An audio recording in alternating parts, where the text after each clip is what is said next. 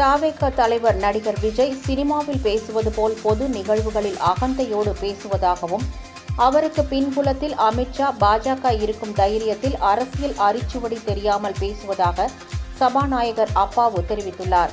நெல்லையில் செய்தியாளர்களுக்கு பேட்டியளித்த அவர், 831 கிராமங்களுக்கு வீடுகளுக்கே குடிநீர் வழங்கும் திட்டம் தொடர்பாக 605 கோடி ஒதுக்கீடு செய்யப்பட்டு பணிகள் நடந்து வருவதாக கூறினார். குற்றம் முதல் ராதாபுரம் வரை அனைத்து ஊராட்சிகளுக்கு தண்ணீர் கொடுக்கும் திட்டத்தை 1 மாதத்தில் முதலமைச்சர் தொடங்கி வைக்க உள்ளதாக தெரிவித்தார். பாமகவில் நிலவும் உட்கட்சி பூசல் மற்றும் சட்டமன்ற உறுப்பினர்கள் குறித்து சட்டமன்றம் கூடும்போது பார்த்துக் கொள்ளலாம் என அவர் கூறினார். கட்சி ஆரம்பிச்சிருக்காங்க. ஆனா அவரு கொஞ்சம் பேசுறதை நீங்களே பார்க்கும்போதே சிஎம் அங்கிள் மாதிரி சிஎம் சார் அப்படின்னு கதை சினிமாவில் பேசுற மாதிரி பேசுறாரு. கொஞ்சம் அகண்ட அதிகமா இருக்கு வார்த்தையில. இந்த அகண்ட இருக்கக்கூடாது. என்ன தைரியத்துல இருந்து அகண்ட வருதோ தெரியல. ஏன்னா கட்சி ஆரம்பிக்க சொன்னது கிருஷி ஆரம்பிக்கு அமித்ஷா சொல்லி அது மூலமா தான் ஆரம்பிச்சதாச்சு.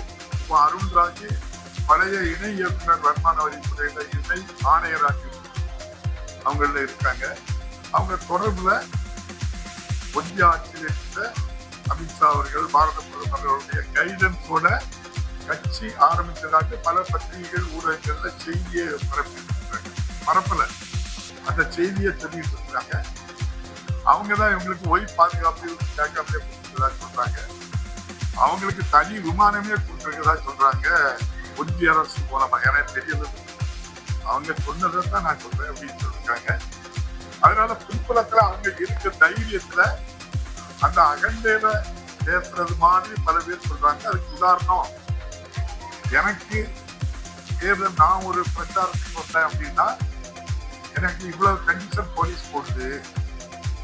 மாண்புமிகு பாரத பிரதமர் ஐயா மோடிஜி அவர்களையோ ஐயா உள்துறை அமைச்சர் அமித்ஷா அவர்களையோ இப்படி நீங்க கண்டிஷன் போட முடியும்னா சிஎம் சார் போட்டு பாருங்களா அப்படின்னு சொன்னதுல இருந்தே தெரியுது அவங்க தான் இயக்குறாங்க இவரு